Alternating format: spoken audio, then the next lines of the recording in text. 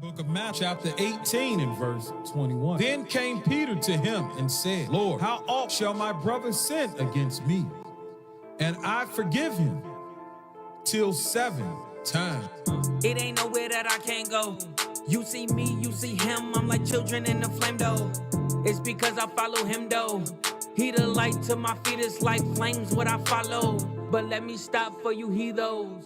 I've been crossed many times, so yes, I know the pain, yo. And forgive is where I ain't go. Told the brother get in line, giving shots like a needle. I've been sinning for real, murder, but I ain't killed for real. Shot for shot to seal the deal. Now I'm here, just swallow the pill. Now I'm woozy, don't know how to act. Devil is mine, I'm fully attacked. My spirit to flesh had taken it back, and I ain't thinking about bringing it back.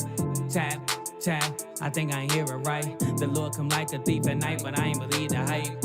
Yeah, like Saul when I seen the night, but had me feeling like Paul when I found the light. Cap, cap, cap, cap, cap. You say you love your people, but that's cap, cap, cap. You swear you don't be lying, but that's cap, cap, cap. You say you did atonement, but that's cap, cap, cap. I say cap, cap, cap, cap, cap. You say you love your nation, but that's cap, cap, cap. You swear you done with envy, but that's cap, cap, cap. You say you did atonement, but that's cap, cap, cap. I say. So Peter said, if a brother sin against you, he offended, he does something unlawful, could have took your money, could have tail barreled again, any of those types. How many times should I forgive? 7 times? Because 7 was a complete number. What did it matter? Jesus said unto him, I say not unto thee until 7 times, but until 70 times 7.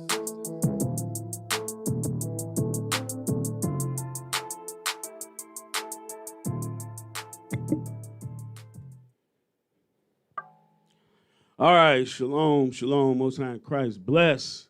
I'm Brother Jacob, and to my left, Brother Jeremiah. Happy Sabbath, everybody. Happy Sabbath. I'm kind of cranky.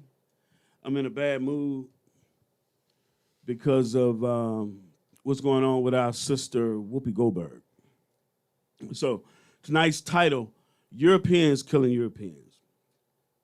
So if you've seen the news this week, you know what I'm talking about. Because this sister made the statement that what happened with Hitler and the H word, I'm not even going to say it, that she said that was about humanity, man killing man, about humanity. And, of course, they made the statement, that's anti-Semitic. You know, what she said was so wrong.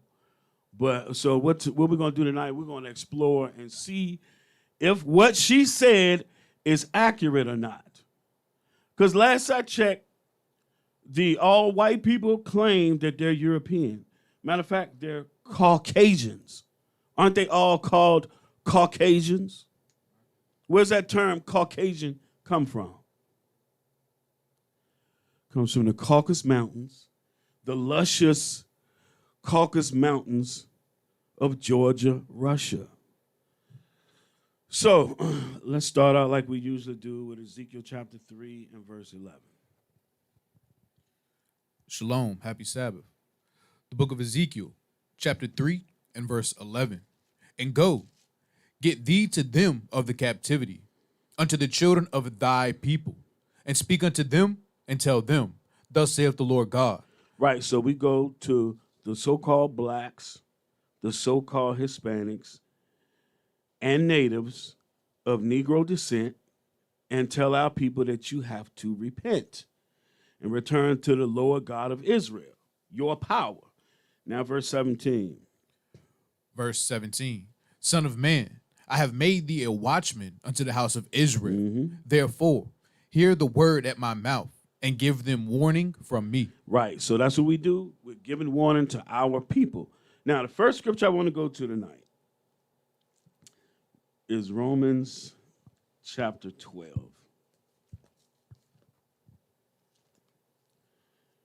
Because somebody might get the wrong idea about this class.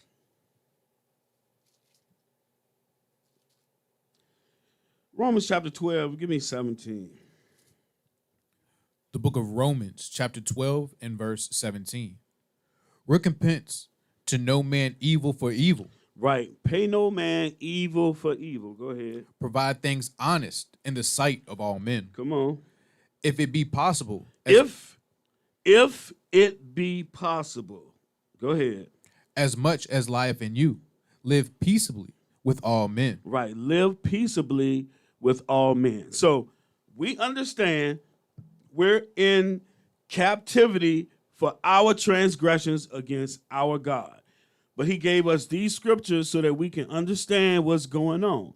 Now, our oppressors do and say all kinds of crazy things. And we got to live with that. So at the end of the day, Christ is the one that's going to rise up and rebuke them. He going to rebuke them. But in the meantime, hey, we can still speak out to each other.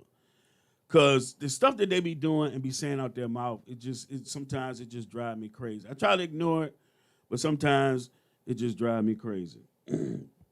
So tonight, we're going to deal with these people. First thing, bro, go to Google and give me the definition of anti-Semitism. And let's go to Genesis chapter 12.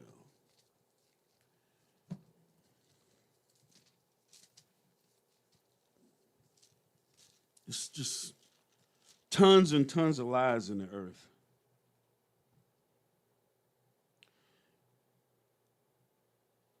I want Genesis 11, and we're going to read verse 10, but first we're going to get this definition.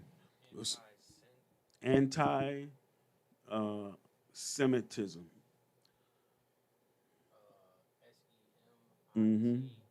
ISM. Yeah.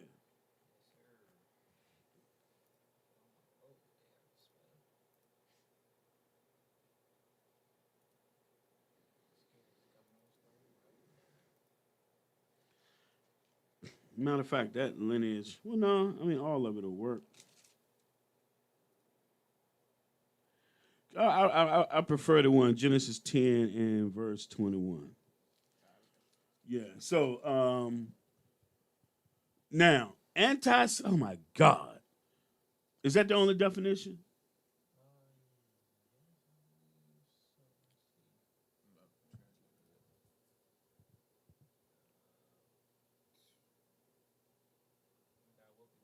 Of course. You say something against anything remotely against these people, and you're going to get ostracized. Why is that? Okay, so it says anti-Semitism, hostility or prejudice against Jewish people. I'm just going to be honest, it's a load of crap. So that's a term that they came up with. Because a Semite is many different people. You can drop that. Let's go to Genesis 10 and verse 21. The book of Genesis, chapter 10 and verse 21. Unto Shem also, the father of all the children of Eber. Hold on. So this is where Semite comes from. It's a descendant of Shem. So how can anti-Semitism is only for Jewish people? And Jewish is not a race. Oh, man. I'm sorry, y'all. Keep going, bro. The brother of Japheth, the elder, even to him were children born. Go ahead. The children of Shem, Elam. Elam, that would be your Persians, Iranians. Go ahead. Ashur, Arphax, and Lud, and Aram. And the children of Aram, Uz, Hul, and Gether, and Mash. So all of these people, they live in the Levant. Matter of fact, when you look at everybody over there, from the Arabs all the way to the Chinese and Japanese man, they're all Semites. They come out of this lineage. Because the Moabites and Ammonites, they come from Lot. And as you read down, he's a Shemite too, just like Abraham. But somehow these people, and it's only the only people that claim anti-Semitism is the European Jewish people. You don't see nobody else in the world saying, oh, somebody's being anti-Semitic toward us. They the only ones. All right, you can drop that right there. So now let's go to the story. Pull up that first story I sent you about Whoopi.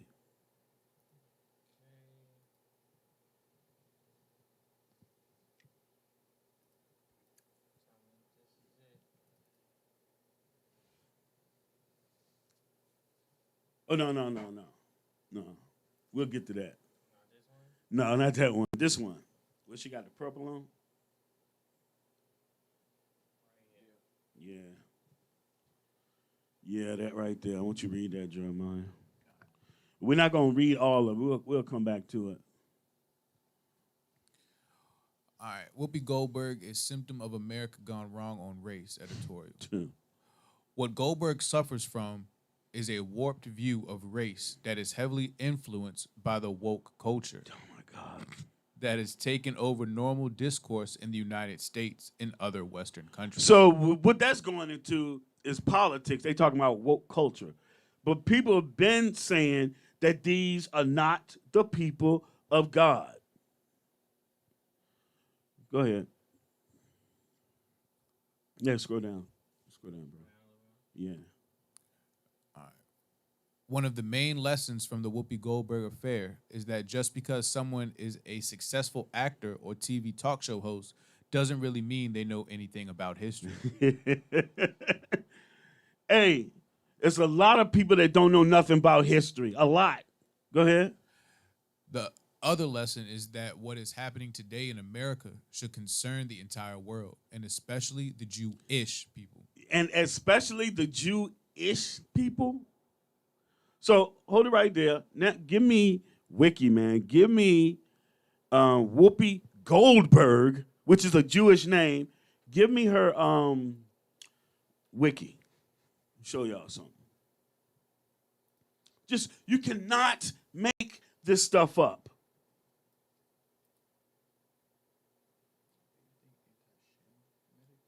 Yeah, that's where it comes from.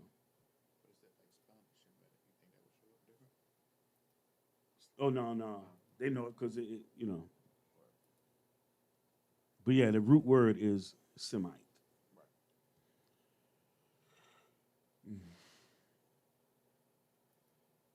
Yeah, y'all hang tight. We are live.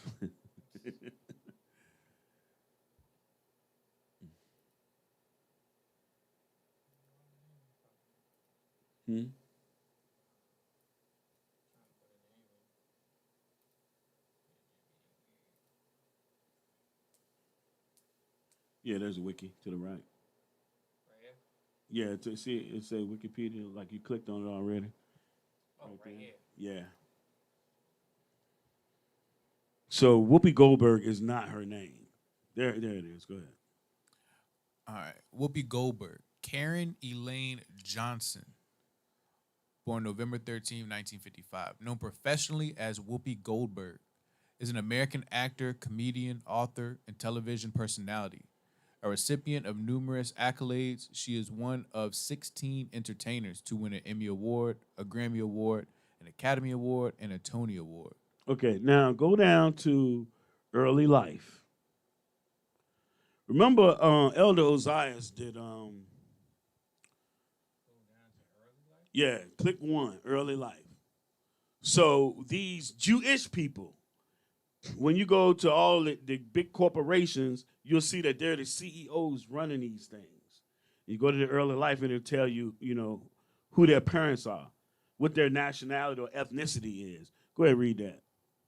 Early life. Karen Elaine Johnson was born in Manhattan, New York City on November 13, 1955.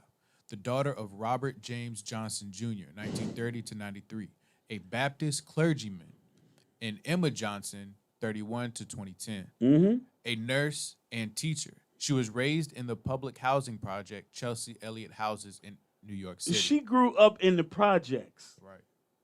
How did she end up with a Jewish last name?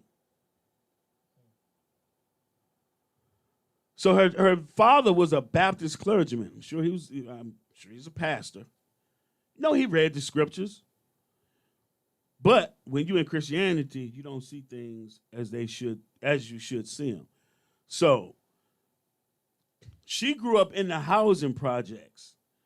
What? Oh my goodness. These people do not fit the curses. You can drop that. You can drop that. Go back to the article.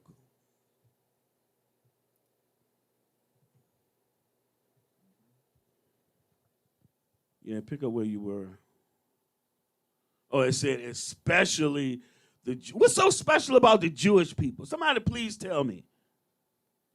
If these are the people of God, where are these awesome singers at? Because the Lord had people singled out just for the office of singing praise to him. Now, when I hear choirs, although it's the church, I hear our people singing beautifully. I've never heard any of them singing beautifully. Probably like Yodel or something. Probably. Speaking that Yiddish. Yeah, go ahead. Keep reading. Yeah. All right. As probably most Jews around the world know by now, the award-winning Goldberg said on the talk show, The View, that the Holocaust was not about race, but was instead about man's inhumanity to man, and that involved two white groups of people. Okay, so that's what we wanted to get to. Two white groups of people. So the question is, who was involved in the war? Give me, we're relying on Google tonight. Give me, type in Judea declares war on Germany.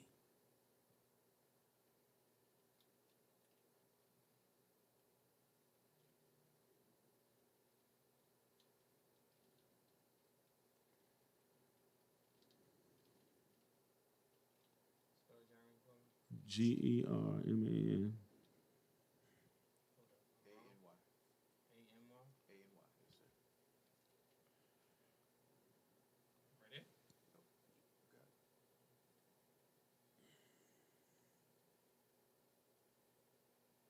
Yeah, the top one. Yeah.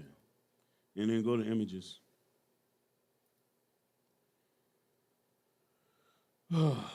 So click on one of those news articles. See, there's information out there, y'all. You can look this stuff up. There's a video on BitChute called The Greatest Story Never Told. It's the complete story about Hitler and that regime, how they came into power, and all the things that they were up against, why the war was started, all of that. But if you step outside of that, all you're going to hear is a bunch of propaganda. Now, the World War II started because the Polish were killing German citizens that was cut off from the rest of Germany. They killed like 10,000, so Hitler had to attack them. But they'll say, he started the war. He was looking for a war. That's a lie. Can you enlarge that?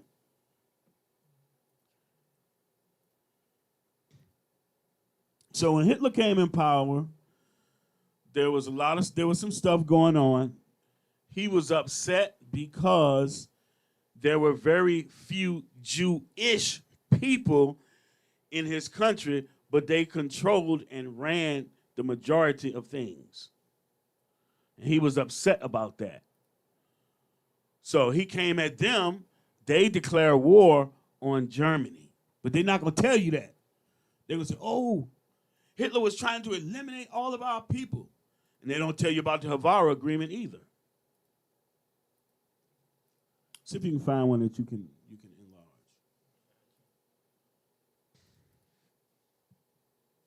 So there was a lot of stuff going on. So like wherever, remember, Edom is the border of wickedness. So wherever they go, there's going to be wickedness. And the lead tribe are these Jewish people. They're Amalek. So wherever they go, there's going to be wickedness. So one of the things that was going on back during this time was Germany was the burlesque, well, actually Berlin was the burlesque capital of the world, meaning like it was like Amsterdam.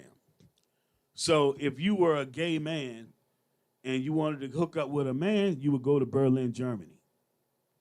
If you were a lesbian woman and you wanted to hook up with a woman, that's where you would go. If you wanted prostitution, if you wanted to do anything, any kind of debauchery, that's where you went. People came from around the world to go there because that's where they could do it. And it was run by the Jewish people. Hitler didn't like that. So, are you able to make out? See, it says boycott of German goods. See if you can read that. Yeah. See if you can read that. All right, I'll give it a shot. Boycott of German goods, mass demonstrations in many districts, dramatic action. Daily Express. Daily Express, special political correspondent. All Israel is uniting in wrath against the Nazi onslaught on the Jews in Germany. Adolf Hitler swept into power by an appeal to elemental patriotism. In making history of a kind is making history of a kind he least expected. So notice it said patriotism because he wanted his people to be proud of who they were. Just like we want our people to be proud of who we are. It's called nationality. Go ahead. Oh, thank you, bro. Thinking to unite only the German nation to raise consciousness, he has roused the whole Jewish people to a national renaissance. The appearance of the swastika symbol of a new Germany has called forth the Lion of Judah, the old battle symbol of Jewish defiance. Yeah, which they not the Jews, and we're gonna find that out today. Go ahead. 14 million Jews dispersed throughout the. Hold on. All right. 14 million Jews dispersed throughout the world. Go ahead.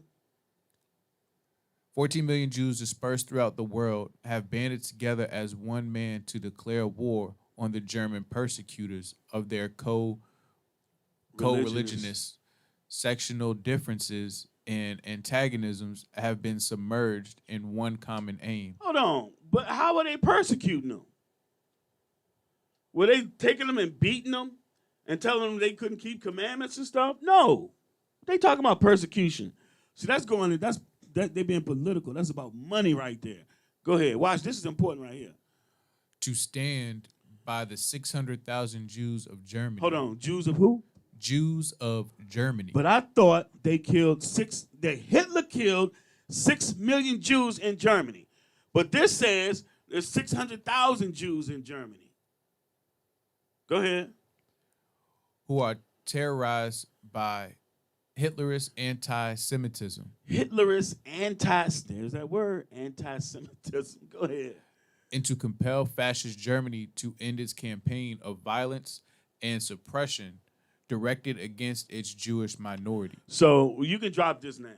This was 1933.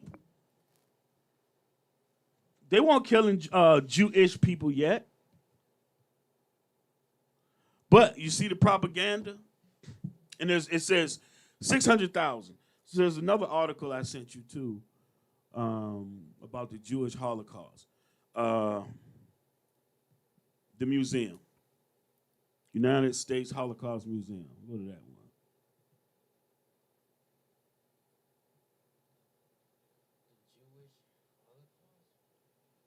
Yep, that's it. That's it right there. Yeah, that's it. That's what we're going to, again, the Jewish population.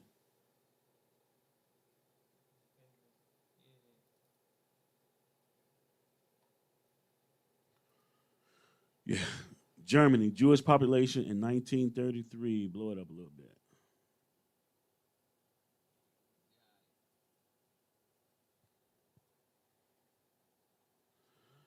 Yeah, so see, there you have Germany, Poland, Austria, Czechoslovakia, Netherlands, Belgium. This is where your Jewish people were residing, and they're north in Russia.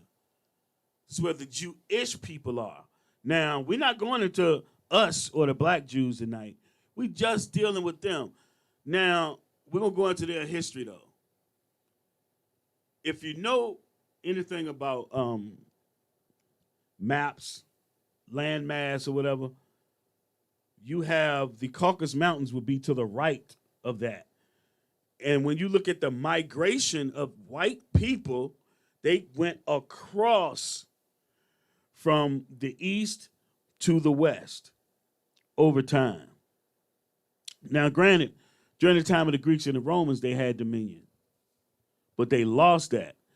So that's what the Reconquista or the Renaissance is all about, is them coming back into power. They're going from the Caucasus Mountains and taking over Europe, going westward from the east to the west.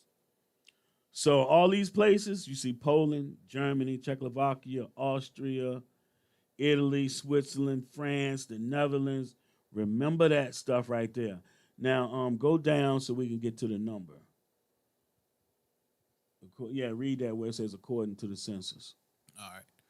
According to the census of June 16, 1933, the Jewish population of Germany, including the Saar region, which at that time was still under the administration of the League of Nations, was approximately 505,000 people out of a total population of 67 million, or somewhat less than 0.75%. That number represented a reduction, from the estimated 523,000 Jews living in Germany in January 1933. The decrease was due in part to immigration following the Nazi takeover in January. Oh, so they were leaving. So then you have something called the Havara Agreement, where they were shipping them from Germany and other locations. It was a secret deal done behind the scenes between Hitler and the Nazis and the Zionist Jews. Jewish people. I ain't calling them Jews. The Zionist Jewish folk. And shipped they behinds to the land of Israel. Now, give me the Balfour Declaration. All this stuff go hand in hand, y'all. Because all the people we talking about right now is white people. Balfour? Yeah, B-A-L. I think it's F-O-U-R. Oh, you want me to go to Google? Yeah, look it up on Google.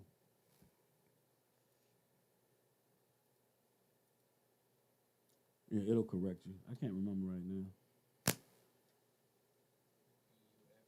B-A-L. F. There you go. Balfour Declaration. Yeah, pull up in either one of them.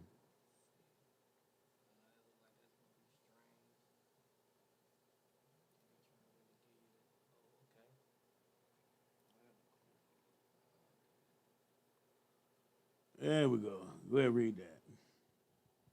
Read on the left. Scroll up just a little bit. Yeah, read that. The Balfour Declaration was a public statement issued by the British government in 1917 during the First World War, announcing support for the establishment of a national home for the Jewish people. So this was in the making during World War I. Now, something else during this time, you had colonialism in Africa. But they didn't possess the land of Palestine. The Ottoman Turks still controlled that. So, but the British defeated them with the help of the Arabs and took that land right around this time, right around the turn of the century. So later on, these same European white folk is going to take the land of Palestine, which is known as Israel, and give it to other European white folk calling themselves Jewish. Keep reading. All right, announcing support for the establishment of a national home for the Jewish people in Palestine, then an Ottoman region with a small minority Jewish population. The declaration was contained in a letter dated November 2nd, 1917, from the United Kingdom's Foreign Secretary Arthur Balfour to Lord Rothschild. Lord who? Lord Rothschild. Jewish. Now, even the Rothschilds, you don't hear nothing about them until the 1800s. Where these people come from? Go ahead. A leader of the British Jewish community for a transmission to the Zionist Federation of Great Britain and Ireland. The text of declaration was published in the press on November 9th, 1917. All right, now drop that. Now give me 1948, Israel becomes a state. You see, the Lord is supposed to come, get Israel out of captivity and take them to the wilderness and teach them face to face. Look that up. Yeah. 1948, Israel Becomes a state. Yep, there you go. Becomes a nation. There you go. Yeah, just click on, just pick one. State of Israel is, oh my goodness. See that ugly Edomite David Van Gurion?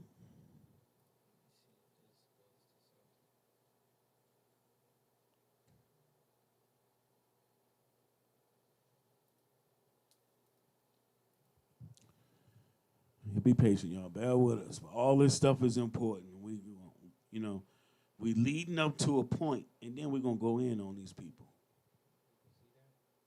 But we're still at peace with them. We're just going to bring out some truth.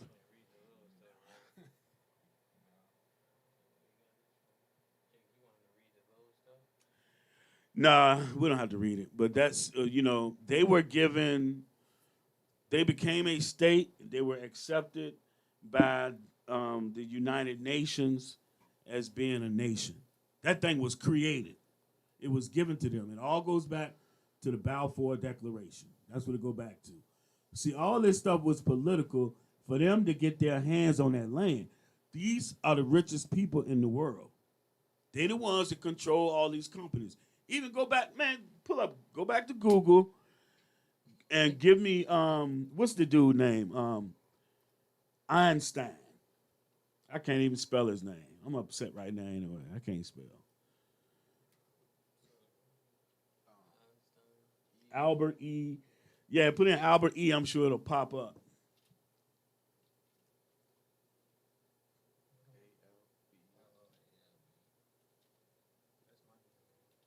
There you go. Albert Einstein. Wikipedia.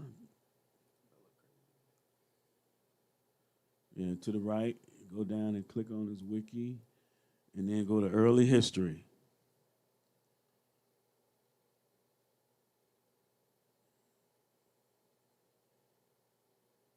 Yeah, early life. Go ahead and read it.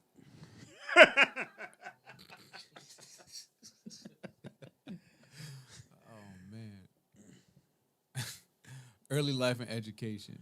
Albert Einstein was born in Ulm in the Kingdom of Württemberg in the German Empire on March 4th, 1879, into a family of secular Ashkenazi Jews.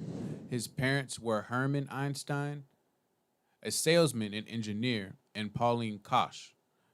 In 1880, the family moved to Munich, where Einstein's father and his uncle Jacob founded Electro. It don't matter. It don't matter. He's one of them. He's one of them. He's an Ashkenazi Jewish person claiming to be the people of God. We're gonna deal with that Ashkenazi. So these are the people talking about anti-Semitism. Basically, they run the world. So there's two people you can't talk about in this world. Somebody that's in LGBTQ or the Jewish people. Why is that?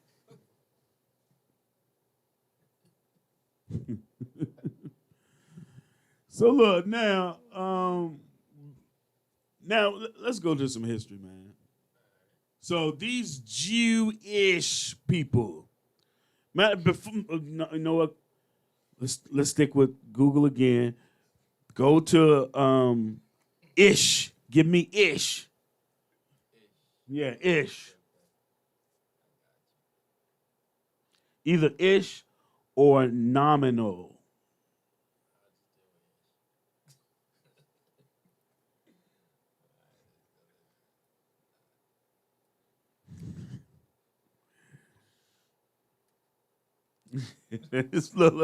I see what Roy said in the chat. Oh yeah, look at it. Look, it said ish. It says to some extent. Would it really mean only in name or pertaining to? That's why they're Jewish. They don't say, oh, yeah, I'm a Judah. I'm from the tribe of Judah of the Israelites. No, they say, oh, I'm Jewish. Yeah, I'm Jewish.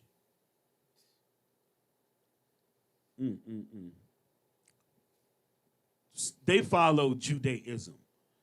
All they are is converts. So our forefathers that were in those areas, you know, a lot of them were wealthy. And so they would buy servants or slaves or whatever you want to call them. And then they would have to keep the commandments according to the law. And so they would keep our customs. But these people here are nothing but converts. They're particular converts. So we're going to get into that right now. Now let's go to some scholarship, man.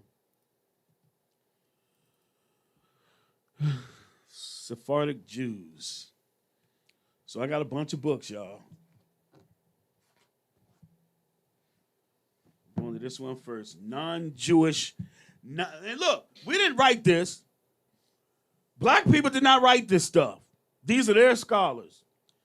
Non-Jewish origins of Sephardic Jews. Page 50.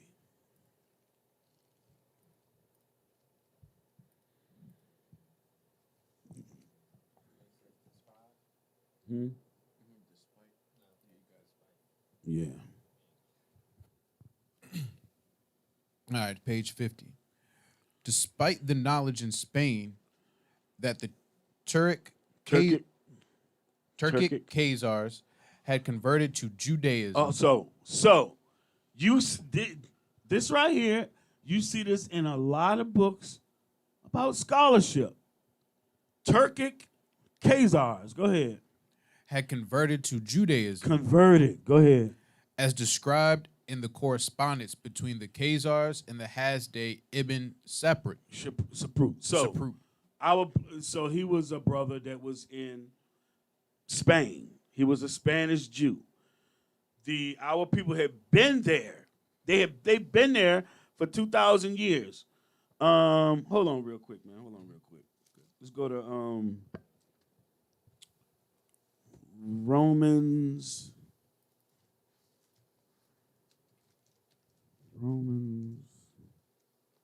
I know I want verse 24. I just got to remember the chapter.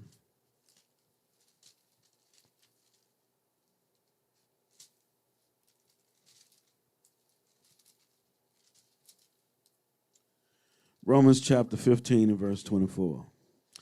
So, remember, they thought Paul was an Egyptian. They thought Moses was an Egyptian. You look at ancient artifacts, you see our people with woolly hair. You see that we were Negroes. And I have books telling you that they thought all Jews were black till they ran across these Edomite ones. But go ahead. Go ahead, read that, verse 24. The book of Romans, chapter 15 and verse 24. Whensoever I take my journey into Spain, I will come to you, for I trust to see you in my journey, and to be brought on my way to the word by you. If first I be somewhat filled with your company. Good. Good. So you had black Jews, as is in a lot of books. The Jews of Spain and Portugal were very dark. They didn't intermingle with other people. Now, over time, they did. You know, another thing too is why, starting in 1391, you had pogroms. They were killing our people, taking our young folks and selling them as slaves and making them slaves to Christian families. Why is it that there's no pictures of that? You got plenty of Renaissance art. Why is there no pictures of a Jewish kid with a white family? But you can find black folks, woolly-haired, black-skinned people with Edomites, with Europeans. Because we those Jews. It's not them. They don't fit the curses. Go ahead. Back to the book. Pick up where you left off. All right. This dramatic act of mass conversion mass conversion. Go ahead. Is barely noted in Jewish literature, either in Spain or elsewhere.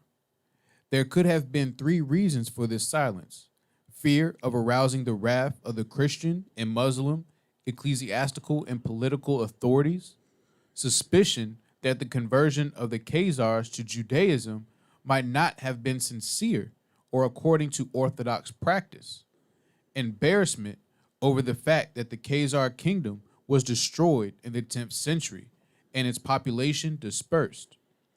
Scholars are still unable to determine the certainty the fate of the Judaized Khazar population after the collapse of the kingdom. Some of the Khazar Jews are believed to have joined the newly forming Ashkenazic Jewish communities in Eastern Europe and the existing Jewish communities in Iraq. Finish it off. For a bibliography of Khazar studies, see Wexler, 1993. Now, go to page 89. They know, a lot of people know, especially scholars, that these are not God's chosen people. The people in other nations, they know it too. There's a channel where the guy goes around and asks the people about the Jewish people in Palestine, in Jerusalem. And I remember one of them, they said, yeah, well, you know, the Bible says that the Jewish people are going to come back. And the guy was like, yeah, they will one day. It ain't y'all, is what he's saying. Yeah, someday. Go ahead. Let me start a little bit right No, there. just that right there. Never acquiring the Yiddish language of their Ashkenazic neighbors, who far outnumbered them, and largely shunning intermarriage with the latter until recently. No, up here. That's where I'm at. Oh, I didn't hear you say Yiddish language. It is revealing that when Ashkenazic Jews in Northwest Germany in the late 18th and early 19th century gave up Yiddish, they switched to Standard German, while the Equatorial Portuguese Jews preferred to switch from Portuguese to the local Plattdeutsch, Low German dialect, probably as means of maintaining separateness from the Ashkenazim. Right. They did remain separate from the Ashkenazim, so that Yiddish, like what they claim is Hebrew now, today comes from the Ashkenazic Jews. It comes from them.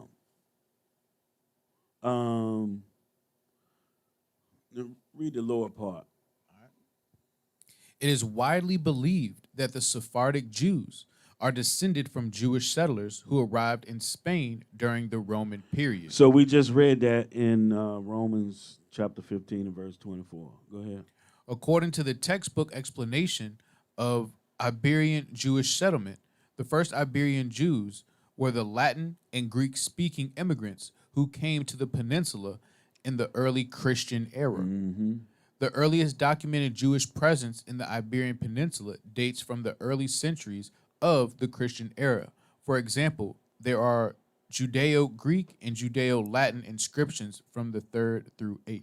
Right, you good. You can drop that now. So you have, like we went over the book of Ezra recently, and so our people had been dispersed in these captivities, and they knew prophecy that it was going to happen again. So some of them didn't return. They would go to these places and they would just stay there. So that's what you're looking at. Now, give me, oh boy. I'll save those two for last. Give me Jews and Moors in Spain. Page 78.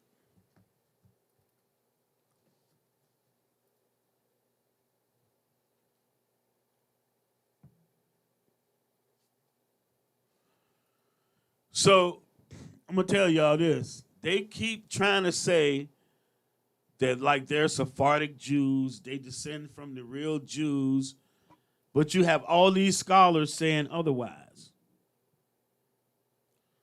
Go ahead and read that. So we read, it mentioned Hasdai ibn Shaprut.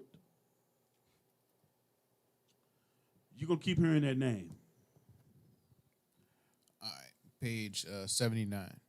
The chief topic of the conversation is concerning the Jewish kingdom of the Khazars, from whom Jacob ben Eleazar had brought the anxiously awaited news that morning. What we gather from this conversation is this. West of the Caspian Sea is a powerful kingdom named Khazar. Mm-hmm. Khazar or Khazar, however you want to pronounce it. They had more names than that, but go ahead. Before the strength of which the Persian monarchy trembles, and whose favor and alliance is courted by the Greek Empire. Mm-hmm. Its original inhabitants were Turkoman tribe, who had gradually abandoned their nomadic habits and maintained considerable commerce. Their capital, Belangar, is situated at the mouth of the Volga, and a line of cities stretches across from thence to the Don. Merchants of all religions, Christians, Mohammedans. Hold on. Remember that, y'all. It said merchants of all religions. Remember that, because we're gonna read that about the merchants somewhere else. Go ahead. Merchants of all religions, Christians, Mohammedans, and Jews were freely admitted, and their superior intelligence over his more barbarous subjects had induced one of their kings, Bulan. I mean, you can Google this. You can find this on Wiki. King Bulan. Go ahead. 740 AC, to embrace the religion of the Jews. Right. They embrace the religion of the Jews. So, it goes into detail. Go ahead. His choice between the conflicting claims of Christianity, Mohammedanism, and Judaism was decided in this manner. He examined the different teachers apart. He asked the Christians if Judaism was not better than Mohammedanism, to which the Christians replied affirmatively. He asked the Mohammedan teacher if Judaism was not better than Christianity, to which they too replied in the affirmative. Both deciding in favor of Judaism, the king embraced the faith of Moses and induced learned Jewish teachers to settle in his domains. I think this is funny because when you look at the religions in the world today, the main two, you have Christianity and you have Mohammedanism or Islam. Even with this Judaism, you have Ishmael and Esau trying to find their way to the Lord, and they can't. It's only for us. Go ahead. A belief in Judaism is the necessary condition on the accession to the throne. The most liberal toleration of all other forms of faith prevails. But of this Jewish kingdom, nothing was known in Spain till Hasdai learned of its existence through the ambassadors of the Byzantine Empire. Now, I have something. I wasn't able to find it. I have this document somewhere. when they were writing back and forth to each other, King Bulan had said that they originated from the Caucasus Mountains. I mean, not the Caucasus Mountains, from Mount Seir. Go ahead. That's in a Jewish encyclopedia from 1904. Hasdai, to assure himself fully of the sovereignty possessed by his brethren, had sent Jacob ben Eleazar as a messenger to them with a letter to their king, which concluded thus: Were I sure of the existence of this kingdom, I would throw aside all my present honors and positions in hastening to it, would throw myself at the feet of a Jewish king, and feast my heart and eyes at the sight of his might and splendor. No, there ain't no King David up there. Go ahead.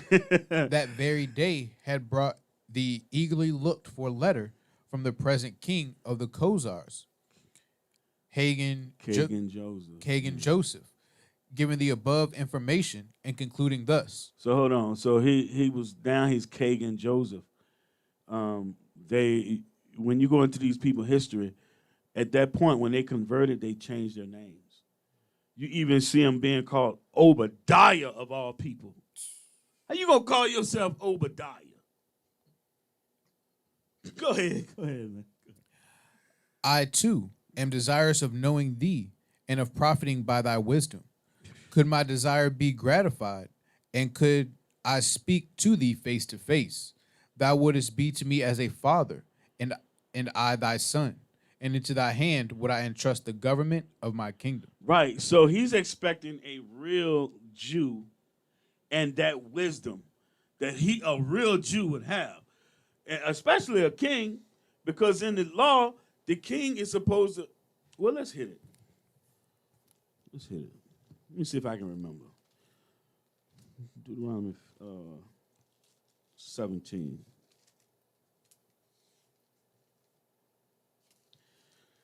Verse 18. Yeah. The book of Deuteronomy chapter 17 and verse 18. And it shall be, when he sitteth upon the throne This is the king now. of his kingdom, that he shall write him a copy of this law in a book out of that which is before the priest, the Levites. So the king's supposed to have the law. Go ahead. Verse 19. And it shall be with him, and he shall read therein all the days of his life, that he may learn to fear the Lord his God, to keep all the words of this law and these statutes, to do them. So that's what he found out. There was a kingdom with a king. He figured he got wisdom and understanding from the scriptures. No, not from them. They don't understand nothing in the scripts. I'm sure you got some that understand dark sayings, and they know what they're doing, keeping us from getting the kingdom. Now let's go to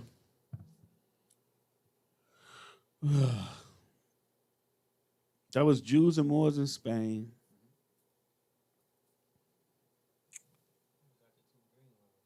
Yeah, pull that up. That's Jews and Visigoths. This book is $300. There's some good stuff in it. Some good stuff. You know who it was written by? Spanish and Portuguese Jews. Page 214.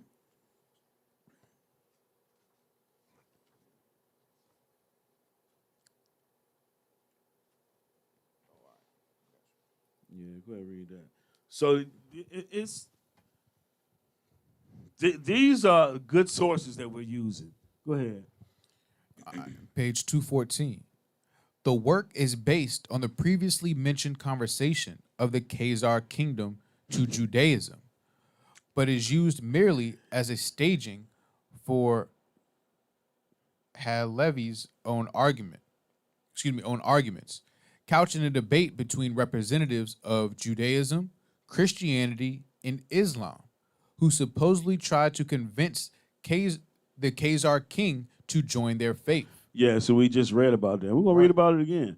So they were all, and like where their kingdom was a strategic place, because you had the Ottoman, not the Ottomans, you had the Byzantine Empire fighting against the Arabs. And where the Khazar kingdom was strategic in attacking each other. So they were both trying to sway that kingdom to be on their side so that they could attack their enemy. Finish that out. There are three basic aims in the work: to argue the superiority of the Jewish faith over Christianity and Islam, the superiority of revealed religion over Aristotelian philosophy, and the superiority of traditional rabbinical Judaism over the heresy of the Karaites. Yeah, the Karaites. Karaites. Yeah, I mean, that's a total different story. Supposedly Jews, and they didn't get along. So now let's go to Benjamin of Tudela. So Benjamin of Tudela, he's from the time of the Crusades, the 1100s. He's from Tudela, Spain.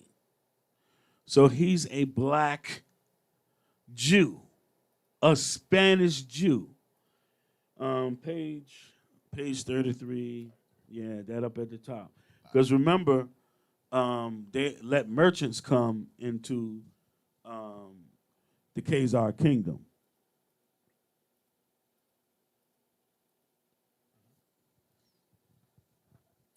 All right, page 33. All sorts of merchants come here from the land of Babylon, from the land of Shinar, from Persia, Media, and all the sovereignty of the land of Egypt, from the land of Canaan, and the empire of Russia, from Hungary, Patzinica, Khazaria, and the land of Lombardy and Separ. So, if you have representatives coming from Khazaria, and this is 400 years after the conversion, wouldn't this Sephardic Jew know that they're his brothers? If they were the same people, wouldn't he recognize them as his people? Doesn't say anything about it. Now, page 78.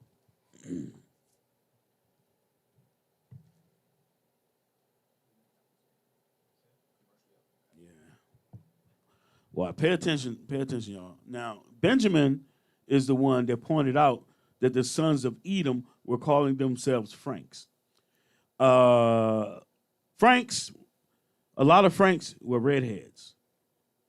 What people have red hair and blue eyes? Go ahead. Alexandria is a commercial market for all nations. Right, so this is North Africa. Go ahead. Merchants come hither from all the Christian kingdoms. So the first merchants are coming from Christian kingdoms. Who accepted Christianity wholeheartedly?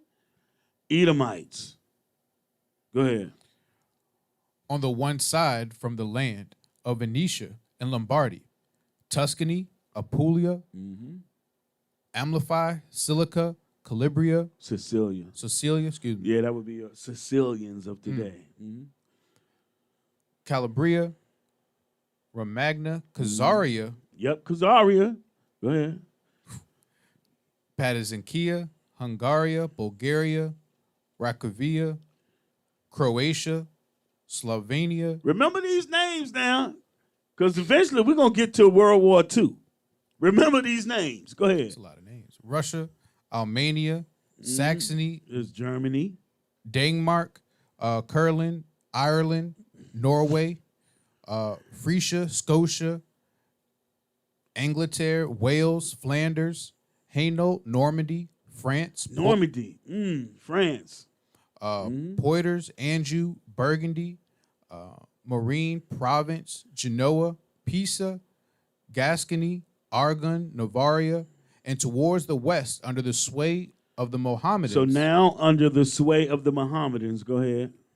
Andalusia, which would be Sephardic land, the Sephardic Jews, Spain and Portugal. That's Andalusia. Go ahead. Algarve, Africa, and the land of the Arabs.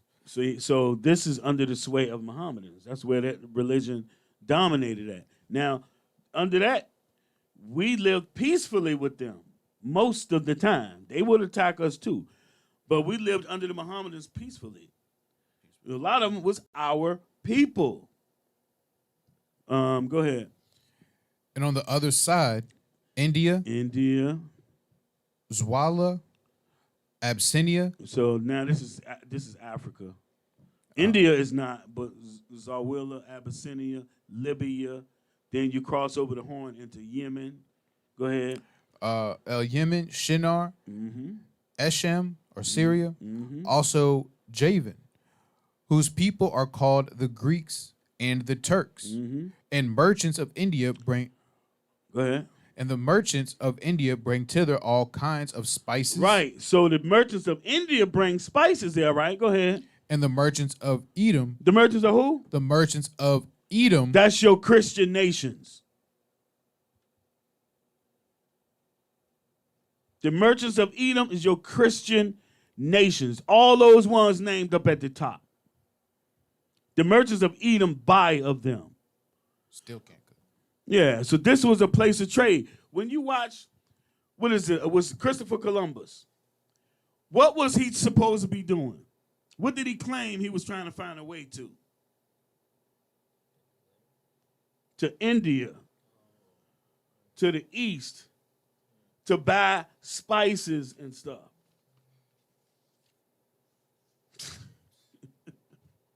You can't make this stuff up.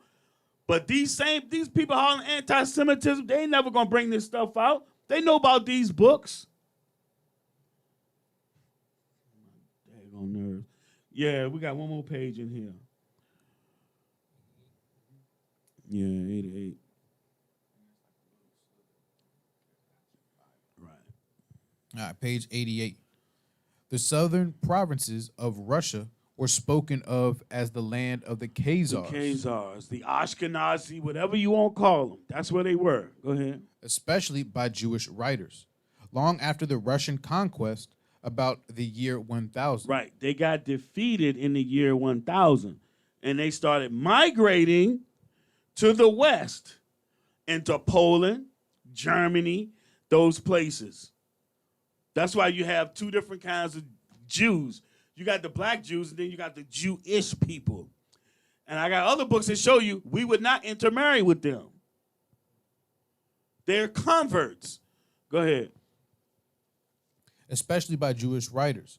Long after the Russian conquest, about year 1000, and the Crimea was known to European travelers as Khazaria.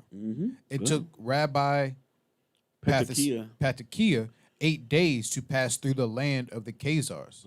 See Dr. A. Benish translation of Patakia's travels in note 3, page 70. Watch this. He gives a short sketch of their history. The ruling dynasty and most of the inhabitants embraced the Jewish religion. These people are not the original Jews. And the first ones hollering, anti-Semitic, anti-Semitic.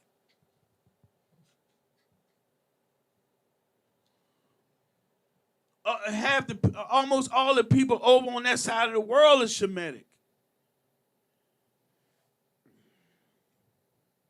And you know, it goes back to one of their God-given characteristics in Genesis 27. When they found out that the blessing, when Esau found out that he couldn't get the blessing, he cried with a great and exceeding bitter cry. That's how they are. You can't touch the hair on their head, but they will do all manner of evil to you. Right. Okay, we got one more. No, we still got two more books. So let's go to the 13th tribe. And see, some of these books, they will mention each other. Like Benjamin of Tudela, he's mentioned in several books. He's mentioned in this one. He's mentioned in the Jews and Visigoths. I think he's mentioned in the Sephardic Jews too. So 13th tribe, page 17 first.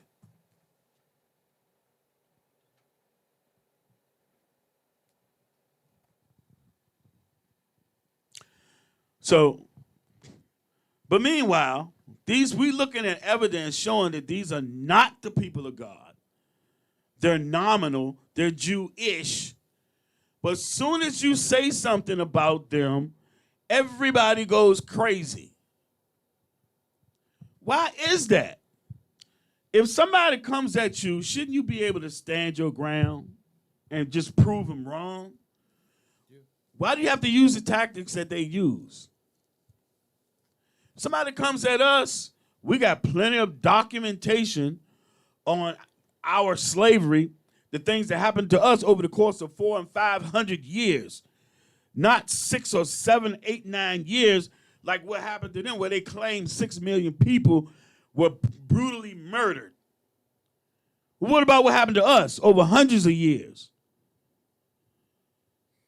Go ahead, bro. Go ahead. Page 17. This was written before the full extent of the Holocaust was known, but that does not alter the fact that the large majority of surviving Jews in the world is of Eastern European. Right, you know why? Because the real ones went into captivity. That's why. Go ahead. And thus perhaps mainly of Khazar origin. Right, Khazar origin.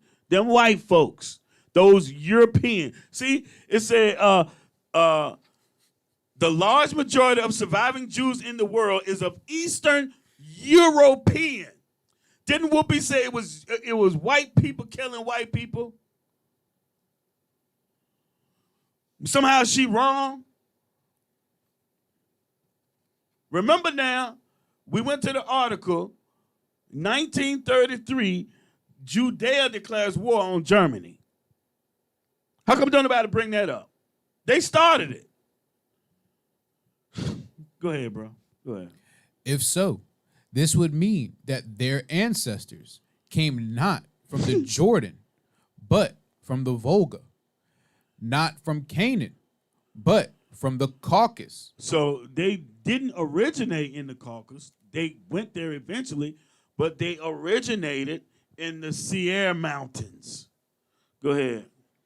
Once believed to be the cradle of the Aryan race, and that genetically they are more closely related to the Hun, Ugar, and Magar tribes than to the seed of Abraham, Isaac, and Jacob. They are the seed of Abraham, Isaac, and Jacob, though.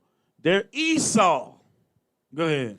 Should this turn out to be the case, here we go. then the term anti-Semitism would become void of meaning. If you have understanding, the term anti-Semitism don't have no damn meaning. It's just something made up by them. It's made up by them to shut you down when you start talking about them. They don't want you looking at them, examining them.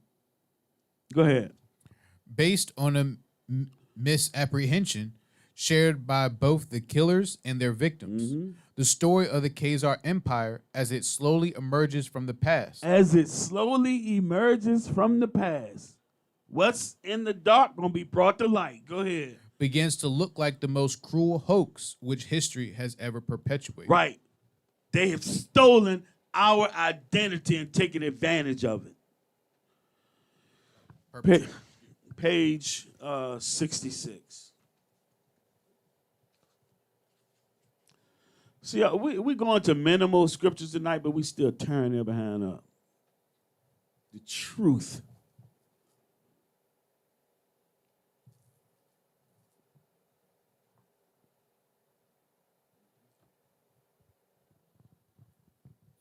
All right, page 66. According to his own account, Hasdai. There's that name again, Hasdai, because a lot of the understanding goes back to Hasdai, because the Kagan Joseph was corresponding with Hasdai ibn Shaprut. Go ahead.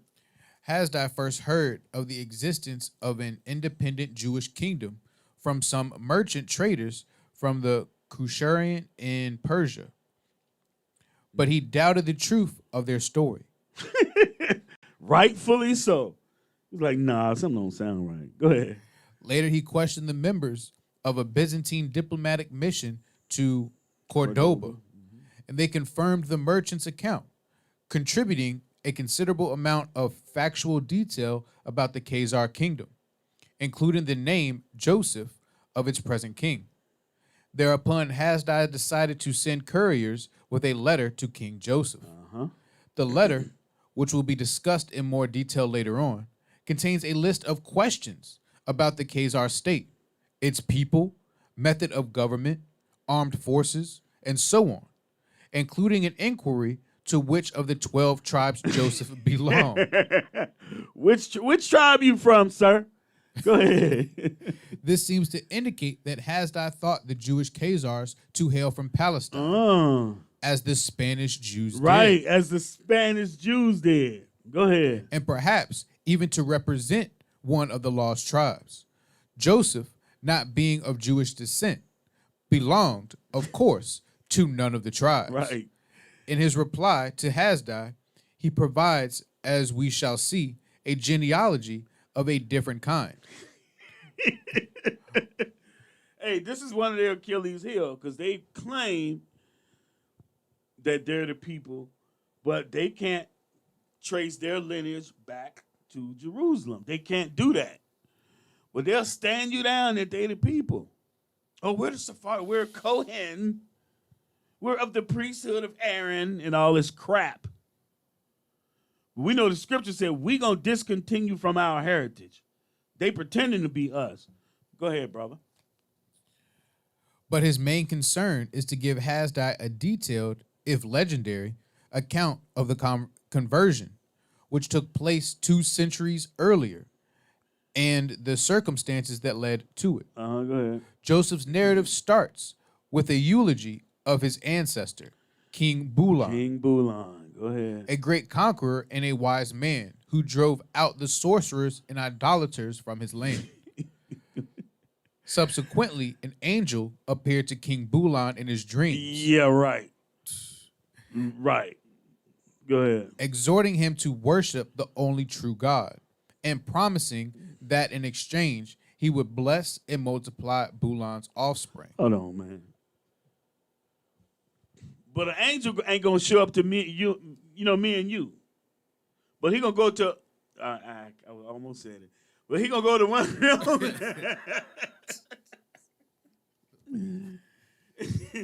He gonna go to one of them. The Lord don't deal like that.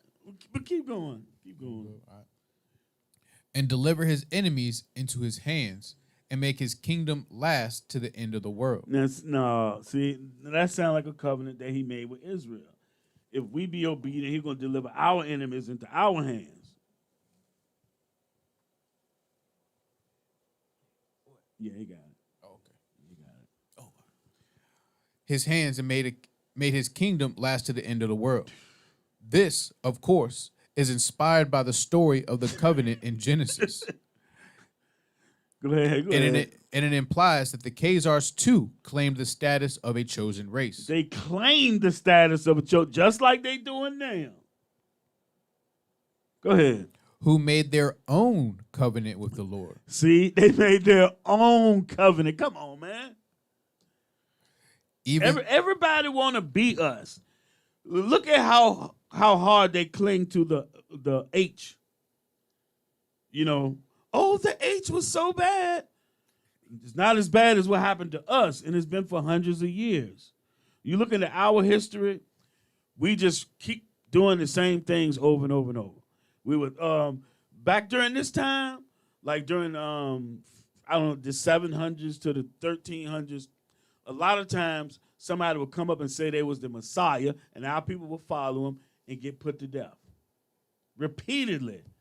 Kings of the other nations was like, okay, because there's one dude said he was the Messiah, and if you cut his head off, he was going to raise himself back up. So the king was like, okay, let's try it. And put him to death. No, you can't make this stuff up, though. Go ahead. Even though they were not descended from Abraham's seed. Right. They are descended from Abraham's seed, but not the chosen one. That's right. Go ahead. But at this point, Joseph's story takes an unexpected turn. King Bulan is quite willing to serve the Almighty, but he raises a difficulty. Right. So now you can, is there one more page in there? 80. Yeah, page 80. Boy. Yeah, page 80.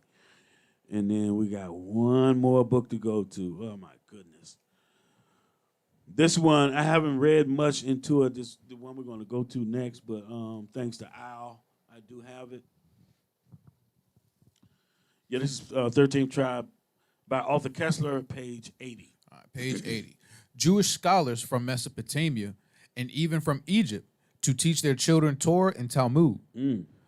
While few Jewish travelers from the West undertook the hazardous journey to the Volga, That's where the Khazars were. Go ahead. they recorded encounters with Khazar Jews at all principal centers of the civilized world.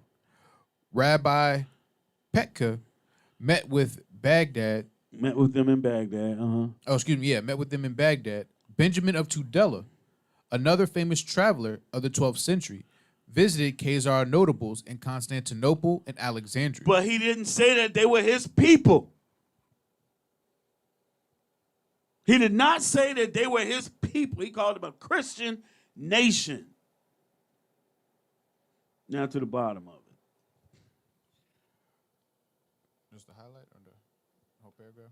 Yeah, just to highlight it. Okay. But at the same time, the Khazars were regarded with certain misgivings, both on racial grounds and because of their suspected leanings toward the Karaite heresy. One 11th century Hebrew author, Japheth ibn Ali, himself a Karaite. Hold on. So you have some Israelites that's kind of like off, Yisraelites, and they be coming at us, and they use this word right here. Why? Read that. Explains the word mamzer, bastard, by the example of the Khazars who became Jews without belonging to the race. Right. They're not the people. These are converts, y'all. They converts. They don't want you looking at them, but their own scholars are the ones telling on them. What's the so Arthur Kessler? What nationality you think he is? He's a Khazar. Edwin Black, that wrote the Helvar Agreement, he's a Khazar. You have what's the other guy's name?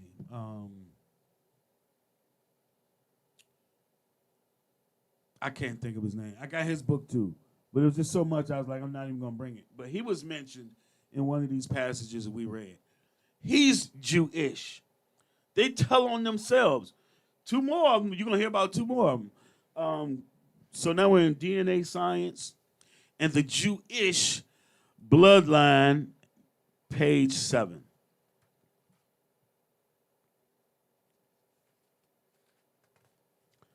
So we're proving that they're not the people, that they're just Europeans, like other Europeans.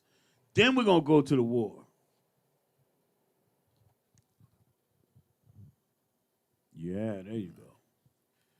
All right, page 7. You can start that one from the top. I bet. Definitive DNA studies have now been conducted, and the results are clear and indisputable. The people who today call themselves Jews and reside both in the Middle East, that's in Israel, and around the world, are not descendants of the ancient Israelites. No, they're not. Because when you go to Egypt, you see us. You see black people. You don't see them. Go ahead. I'm sorry. Go ahead. Go ahead, man. I can't. They are not the seed of Abraham and have no blood connection to the prophets of ancient Israel. Instead, DNA shows these people to be descendants of the kingdom of Khazaria. That's what we've been reading. That's who they descend from. Go ahead. A country that formerly existed in the Caucasus south of Russia. They're Caucasians, just like other Europeans. Caucasians. That's where they come from. Go ahead. History records that in the 8th century of the king of Khazaria chose Judaism as the preferred religion for his people. See, everybody's saying the same thing, but they'll stand you down. Oh no, that's not true. Somebody, that's just what they think. Like, no, I don't hear that. Everybody's saying it. It's your people saying it. They've done the research. They wanted to find out where they come from themselves, and they're like, oh, damn, We're not the people. Go ahead. Who at that time were pagans and nativists. He ordered that Jewish rabbis be brought to Caesarea from Babylon to teach his people of this new religion. Right. From Babylon, which is Iraq. Now, turn the page. You read the highlighted stuff. Page 9, right? 8. 8, excuse me. Principally to Poland, where they retained their Judaic religion. Oh, my goodness. Poland. Principally to Poland. Remember when we looked at the map, all of that stuff is right there together. All those names we keep hearing over and over. Go ahead. From there, they immigrated throughout Europe and into the United States. See that? They immigrated. It happened over time.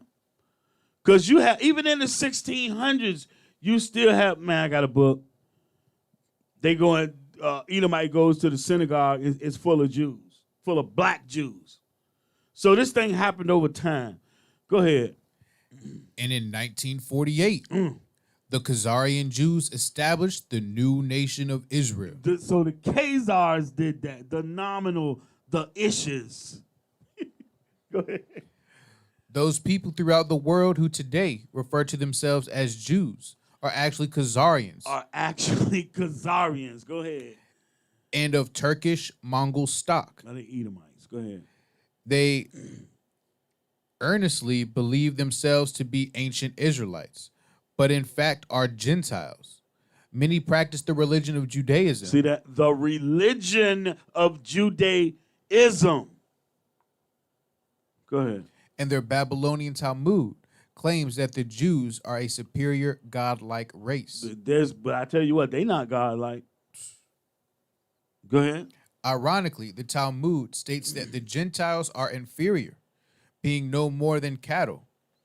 The Talmud also speaks of Israel as being the eternal homeland for the Jews and of a Jewish Messiah to come and rule the world. Right. Now,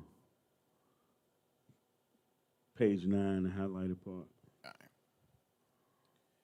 Page 9. It also sends the whole world a clear signal that the land of Israel does not belong to the Jews. The Jewish people, it don't belong to them. That's why there's constant wars and fighting over there, because it don't belong to them. The land's trying to spew them out. Go ahead. For they are Khazars, and their national homeland is not Israel, but Khazaria in the Caucasus. So they need to go back to the Caucasus Mountains. Now, page 45. So we got like 3 more pages in the scholarship. Then we're going to get back to Whoopi saying Europeans killing Europeans, and they going crazy. I can't tell them apart. Can you? How do you tell a Jewish person from another white person? European.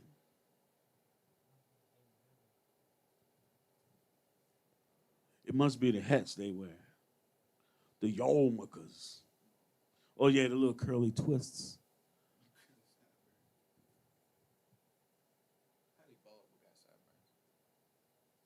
Crazy. Be patient, y'all. Just hold tight.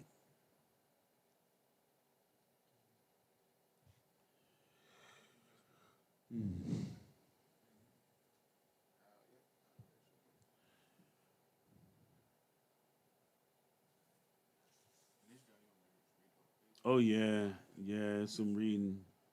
None of us highlighted, but we're going to read straight through, and it's going to be fun.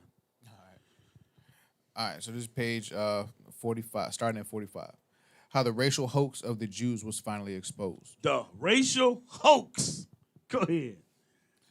The newest DNA scientific studies showing that almost all the people known today as the Jews of Israel, and indeed Jews all over the world, are in fact of Khazar, not Israelite origin. That's right. Is backed by the earlier work of historians. See, it was historians that said this originally.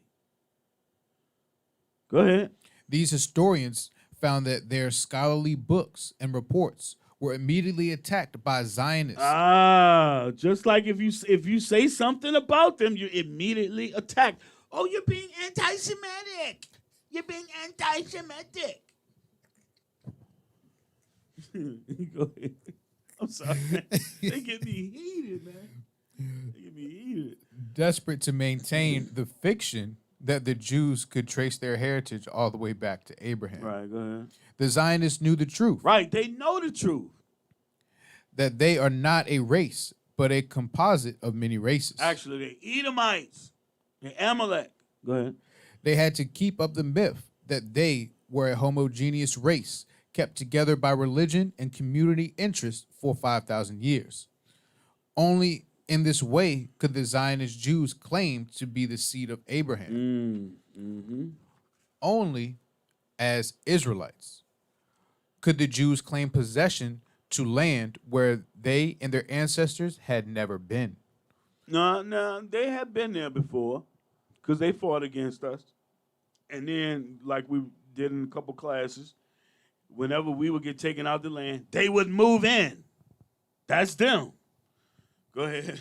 The Zionists knew, too, that their genocide and ethnic cleansing against the Palestinians was not justified unless they, the Jews, had claim to the land. How else could they get the millions of evangelical Christians to support their horrible behavior? That's what they do. So they work hand in hand. You'll see that these, I think this book calls them Zionist Christians because they support those people. They think that you have to support these devils.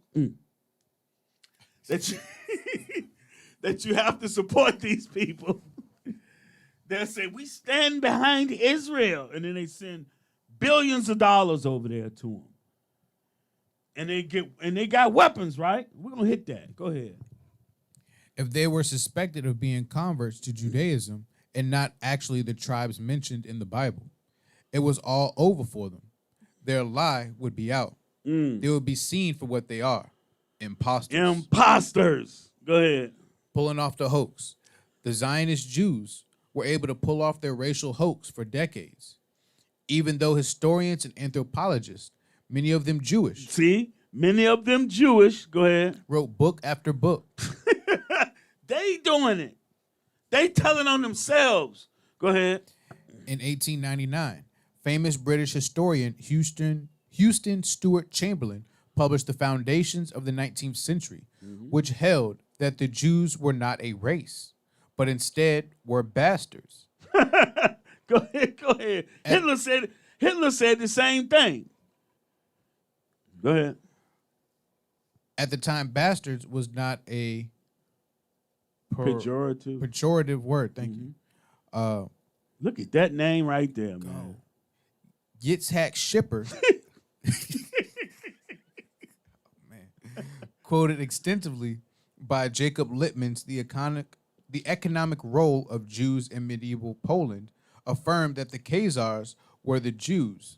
In 1867, the great Jewish scholar Abraham Harkavy, in The Jews and Languages of the Slavs, spoke of the Jewish Yiddish language coming from the Khazars. Yep, coming from the Khazars. Go ahead. It was, however, a prominent Jew named Arthur Koestler, He's the one that wrote the 13th tribe. He's a professor. Go ahead. himself a Zionist Jew, who in 1976 published a book which caused such a sensation. The 13th Tribe was a literary bombshell.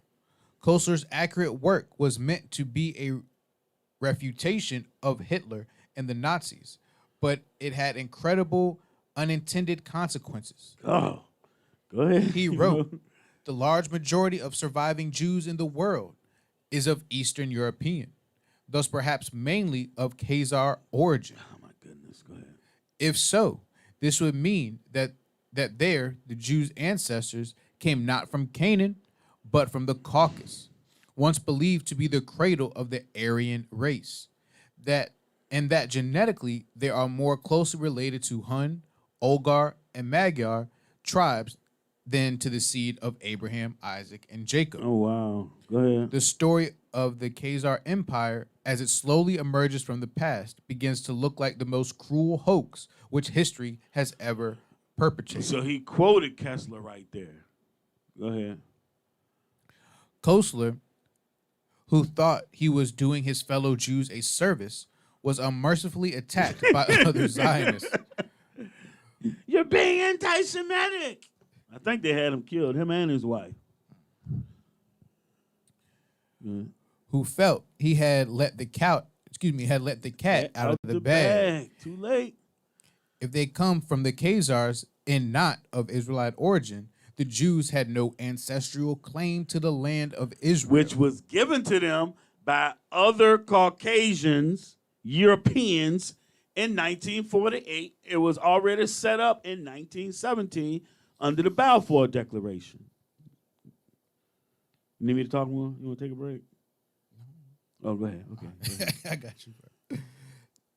They were not the seed of Abraham, but of King Bulan and the people of Khazaria. As Shlomo Sands. So Shlomo Sands made a book. He made a couple of books, 2 or 3 books. One of them was called The Invention of the Jewish People. Oh, yeah, it said it right there. Go ahead. Go ahead, read. History professor of the University of Tel Aviv explains in it his outstanding 2007 book, The Invention of the Jewish People. Without the Old Testament in its hand and the exile of the Jewish people in its memory, Israel would have no justification for annexing Arab Jerusalem and establishing settlements in the West Bank, the Gaza Strip, the Golan Heights, and even the Sinai Peninsula. So that might... Oh, yeah, just to there. To here, I believe. Did we get a picture of that? 48. Well, just read it. I'm sorry, we didn't take a picture of the last couple of paragraphs, so just read that for them. If they were Khazars, the title, the eternal people, did not apply to them. They would be, in fact, another usurping ethnic conglomerate, falsely claiming to be Jews. Just another nation of people wanting the homeland, fighting over it, that don't belong to them. Go ahead. And willing to kill to illegally possess the rightful ancestral lands of the Palestinians. Other books followed, most notably Kevin Brooks, 1999, The Jews of Khazaria. But these many scholarly books never really became the consensus because of Zionist opposition. Right, I got that book too. As Orwell once wrote, whoever controls history controls the world. Whoever controls history controls the world. The earth has been given into the hands of the wicked. They're the ones controlling everything. You can't even speak out against them. Now, so these are not the people of God. They're Jewish. They're pretending to be God's people. They're Europeans just like other Europeans. They're white people just like other white people. They just Zionists. They claiming to be the Jews. So Whoopi is right. Now, let's go to Leviticus 26. These people don't fit the curses. And they try to use the big H to say that they do. You got 500,000 people there, but somehow Hitler killed 6 million of them. Make that work.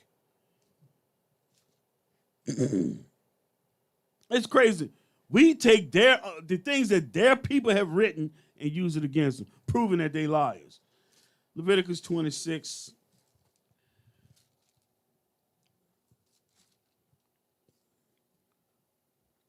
Start at verse 31. The book of Leviticus, chapter 26 and verse 31. And I will make your cities waste and bring your sanctuaries unto desolation, and I will not smell the savor of your sweet odors. So what are they doing in Jerusalem now? What are they doing in Tel Aviv and other cities? Go ahead. And I will bring the land into desolation, and your enemies which dwell therein shall be astonished at it. Go ahead. And I will scatter you among the heathen. When did those people get scattered among the heathen? I want to know. So if you run across one of them and they run in their mouth, ask them this question. In 1948, what captivity did the Lord take you out of? I want to know. Repeatedly, Israel was sent into captivity. What captivity did they come from? What king let them go? Who had them in bondage? Go ahead. And will draw out a sword after you, and your land shall be desolate, and your cities waste. Verse 34. Then shall the land enjoy Then shall the land enjoy her Sabbaths, as long as it lieth desolate, and ye be in your enemy's land. Even then shall the land rest and enjoy her Sabbaths. As long as it lieth desolate, it shall rest, because it did not rest in your Sabbaths when ye dwelt upon it. And upon them that are left alive of you, I will send a faintness into their hearts, and the lands of their enemies, and the sound of a shaken leaf shall chase them, and they shall flee, as fleeing from a sword, and they shall fall when none pursueth. Is this happening to them? We see this happen to our people every day. It just happened to Whoopi Goldberg. I don't know why she called herself Goldberg. You can't. She said what she. I don't see nothing wrong with what she said. You're supposed to have freedom of speech here. I don't get that either.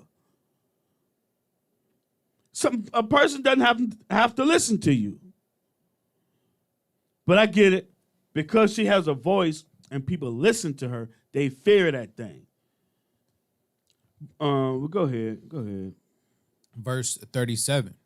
And they shall fall one upon another, as it were before a sword, when none pursueth, and ye shall have no power to stand before your enemies. Do they have power to stand before their enemies? They are the enemies. Right. Go ahead. Verse 38. And ye shall perish among the heathen, and the land of your enemies shall eat you up. And they that are left of you shall pine away in their iniquity in your enemy's land. And also in the iniquities of their fathers shall they pine away with them. So are they pining away, or do they own the biggest companies in the world? Are they the CEOs? Are they executive officers of all these great companies in the earth? You can't even speak against them. They own everything. They will shut you down. Go ahead. Verse 40. If they shall confess their iniquity and the iniquity of their fathers with their trespass which they trespass against me, and that also they have walked contrary unto me, and that I also have walked contrary unto them, and have brought them into the land of their enemies, if then their uncircumcised hearts be humbled, and they then accept the punishment of their iniquity. Now this sounds like us right here. We're the ones being punished. We're being punished. We're getting shot down every day by each other and the other nations. We was on the way over here. We found out about the brother that got killed. He was on his sofa, and the police shot him on his sofa. And they had the video footage, the personal camera footage of it. When's that happen to them? When does Lahayim lips whatever get shot down on his sofa?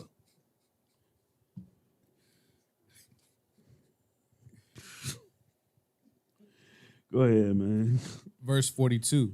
Then will I remember my covenant with Jacob, and also my covenant with Isaac, and also my covenant with Abraham will I remember, and I will remember the land. Right, the Lord's going to remember us, y'all. Believe that. He's going to remember us. We got to be obedient and repent, and then we get the kingdom and the land. It all goes together. That's part of the promise. We're done right here.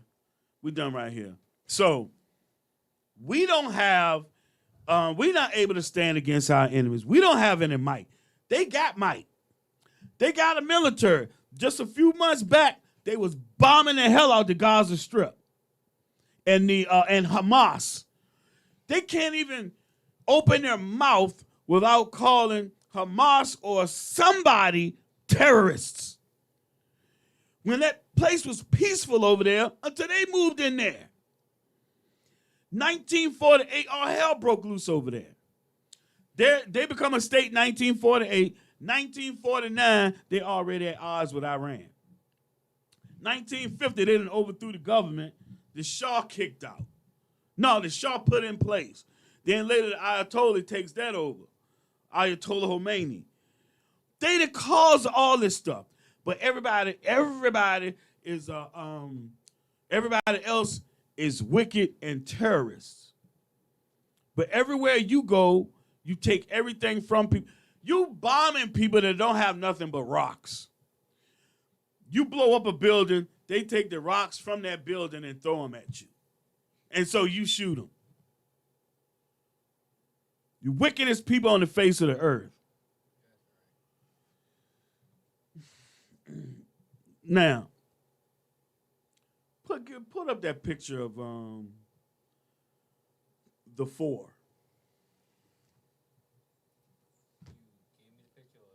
Yeah, the one you made the cover picture with. Those four. We're gonna hit some scriptures. We're gonna show y'all. It was Europeans killing Europeans. Because those are not God's chosen people over there. Yeah. From left to right. Edomite European number 1. Edomite European number 2. Edomite European number 3 with the mustache. And Edomite European number 4. Europeans killing Europeans. You think that's in the Bible? Now give me the other one, World War II.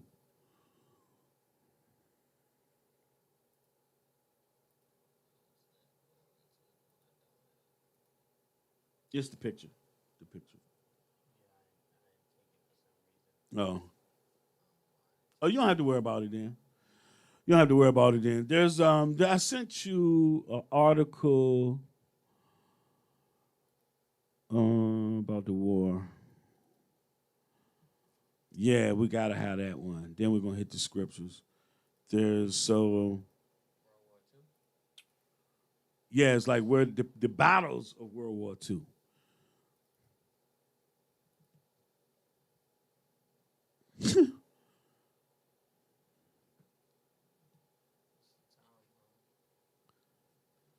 Yeah, timetoast.com. World War II battles in order of timeline. Yeah, blow that thing up. So remember all those names, y'all. So you have the Ammonites, the Japanese. They jumped their little silly behinds in this.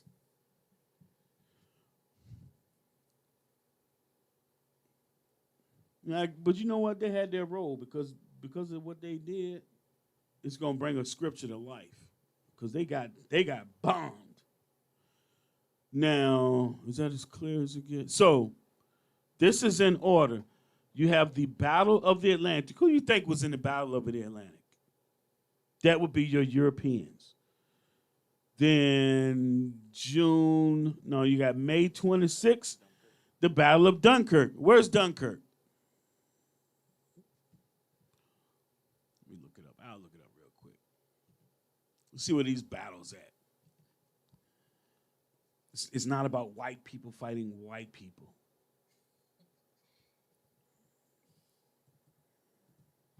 And then she's silly too, talking about mankind, humanity.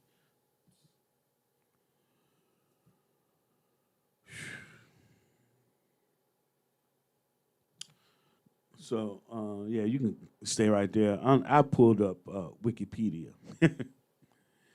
The Battle of Dunkirk, French. It's the French port of Dunkirk.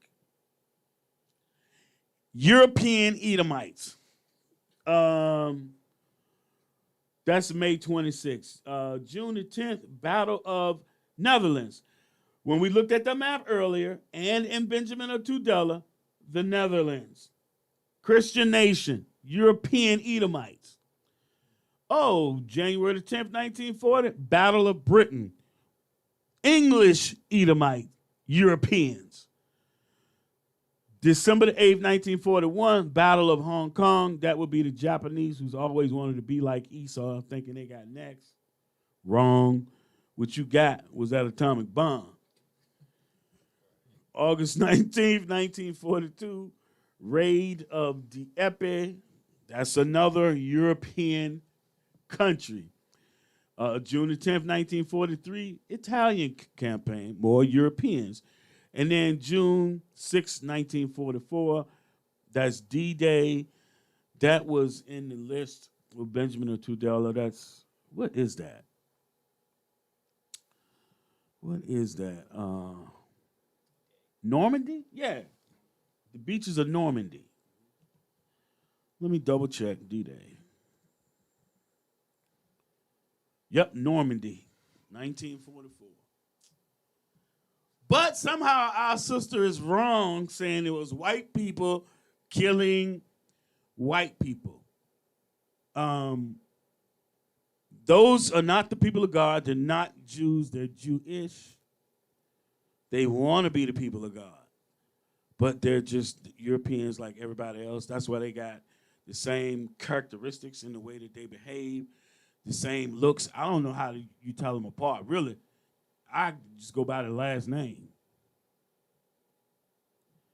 Let me see. So those are the nations fighting the battles against each other. Do you think this is in the scriptures? You can bring it back to us. We're going to hit some scripts now. Finish this thing out. Book of Revelation. We'll start at chapter 8.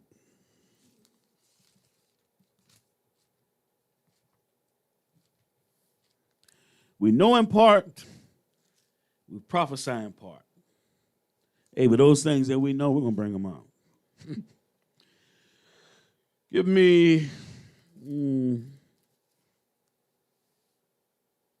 start at verse 12.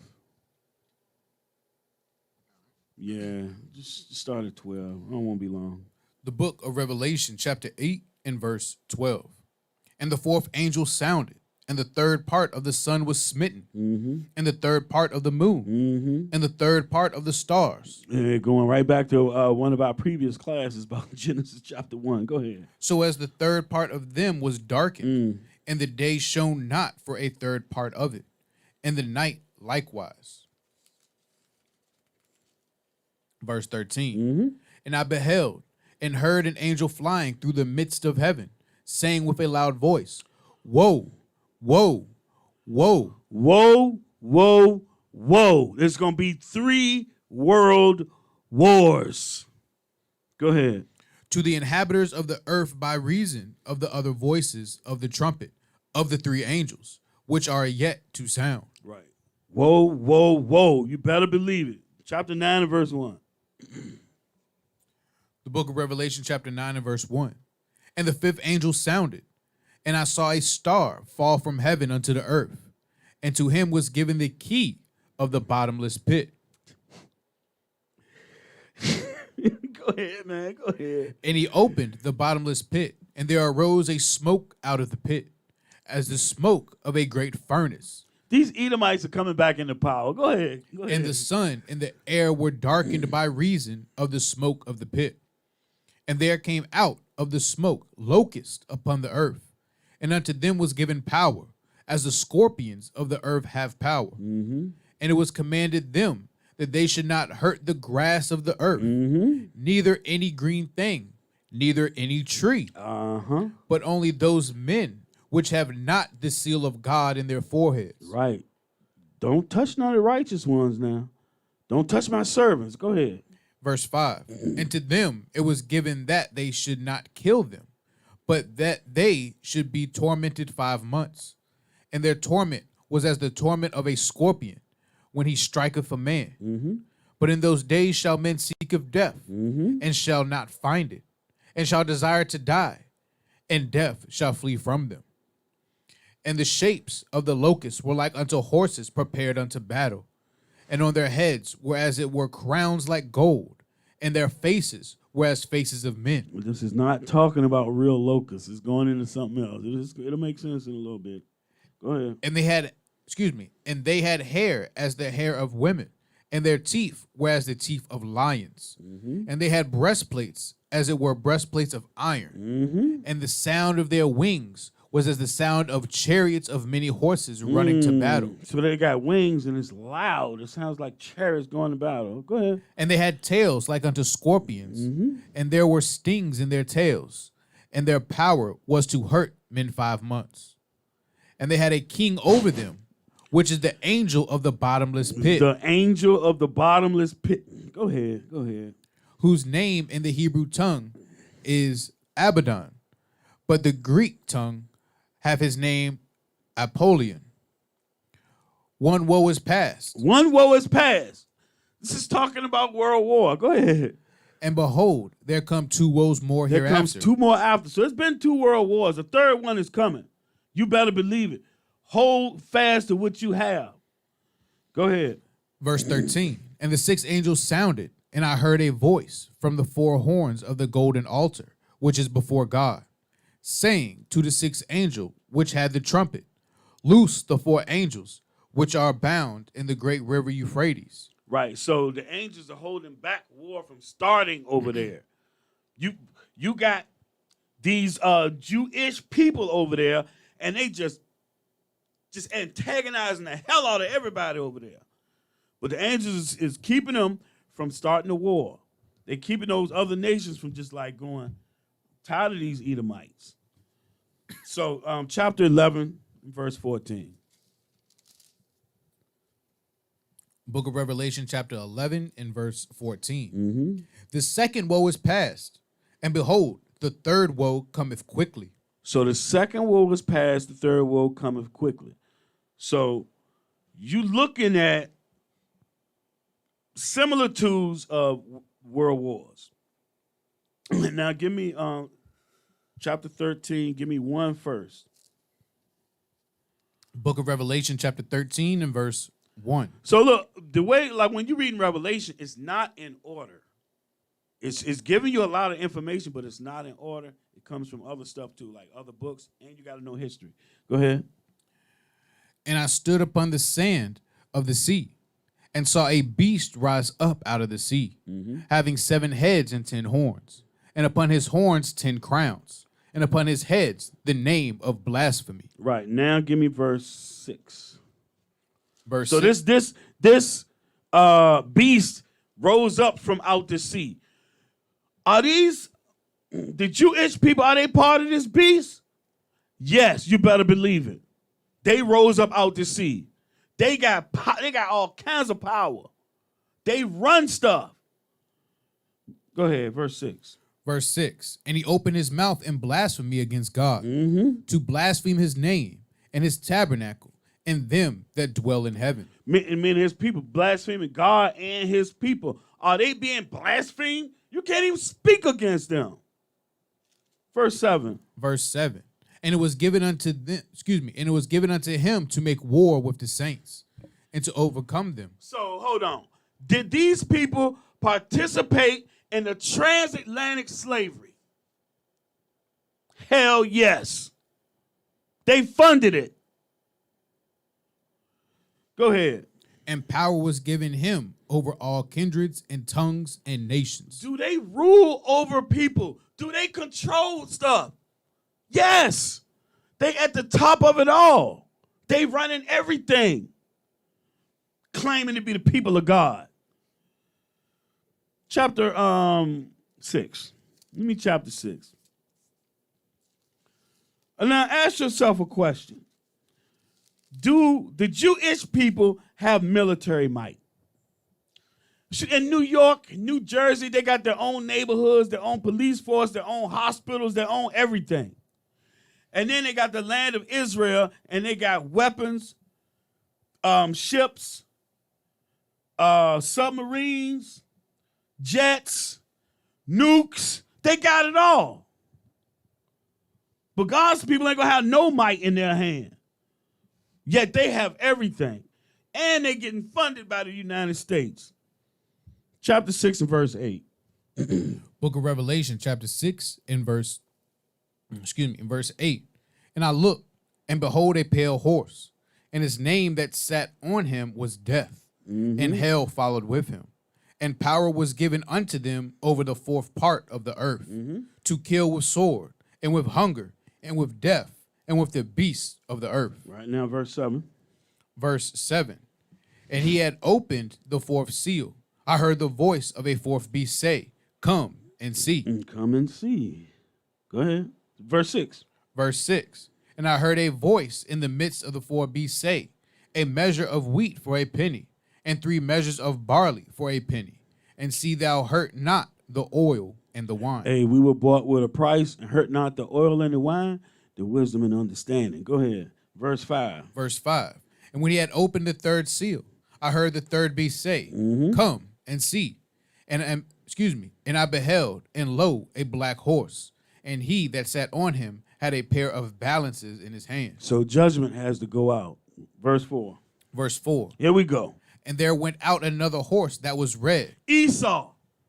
Another horse that was red. Esau. So we're reading it in the reverse order because that's the way it's going down, in the reverse order. Go ahead. And power was given to him that sat thereon. So power was given to Esau. Go ahead. To take peace from the earth. Did they do that? Did they do that in World War I? Did they do that in World War II? Did they take peace from the earth? Go ahead. And that they should kill one another. Did they kill one another? Was white people killing white people?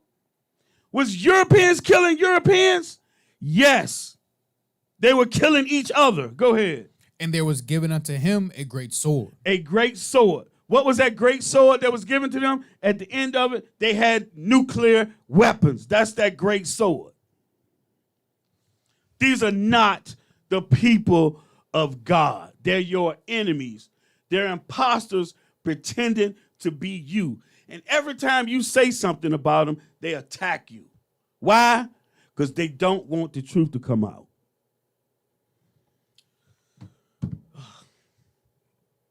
1 Corinthians 13. I don't. We still had other articles and stuff. No. Let's just. 1 Corinthians 13. They get me heated. Just thinking about the. Exodus 11. And this is why I get so upset. Go to Exodus 11 and 7. We got to hold our peace. We represent the Lord. We're supposed to be at peace with all men. But this bothers me that they've stolen our identity and everybody believes the crap that they say out their mouth. The book of Exodus chapter 11 and verse 7. The book of Exodus chapter 11 and verse 7. But against any of the children of Israel. Against us. Shall not a dog move his tongue. The other nations should not move their tongue. They shouldn't say nothing about us. There's going to be a recompense for everything that they've done. If there's recompense for all of our actions, everything that we say and do is being recorded, what about them? When daddy gets finished punishing us, what do you think is going to happen to them for what they've done to us? That's why they got to come and worship at our feet. Go ahead. Against man or beast. That they can't even speak against our animals. Go ahead. That ye may know how that the Lord doeth put a difference between the Egyptians and Israel. And that's any nation. Now, 1 Corinthians 13 and 2. The book of 1 Corinthians chapter 13. I'm sorry, y'all. I had trouble sleeping last night when I went to take my little old person nap this evening. I had trouble sleeping. Man, this thing got me worked up, man. To see it happen time and time again, every time somebody says something about us being the people and they have a platform, these people come screaming at them. Oh, you're getting fired. You're getting shut down. Like, look at Nick Cannon. His baby's popping up everywhere. He can't keep his thing to himself. Maybe if he could stand up and be a man of Israel, a man of God. But he's giving his power to women. He got, you know what I'm saying? Come on, man. The book of 1 Corinthians chapter 13 and verse 2. And though I have the gift of prophecy and understand all mysteries in all knowledge, and though I have all faith, so that I could remove mountains, and have not charity, I am nothing. So if I don't help my people in any way I can, regardless of what that is, it could be money, it could be alms deed, it could be edifying you, helping you in situations, telling you what to do, how to live according to the scriptures. All that is charity. You want to see your brothers and sisters do well. You want to see them make the kingdom. You want all of us to make the kingdom. It's a sad thing for any of us not to make it. But we're not. We read in Revelation a few minutes ago how a third of the sea, how it's going to be darkness on the third. That's going, our people not going to see this. Some of our people just not going to see it. That's tough. But we got to have a love and a care for our people, y'all. So remember, you're the real Israelites. Those people are imposters. They don't want this truth to come out. Keep that in mind. I hope you have a happy Sabbath. I'm Brother Jacob. Brother Jeremiah. And with that, y'all, we humbly say shalom. Shalom. What's going on, you guys? This is Judea, and I have something amazing to tell you guys. I want to introduce to you Showing Charity on Wheels. Showing Charity on Wheels is a non-profit organization helping our communities fight against hunger. It's a mobile food pantry that travels to various locations in Virginia. To name a few, you have Richmond, Petersburg, Chesterfield, and other local areas.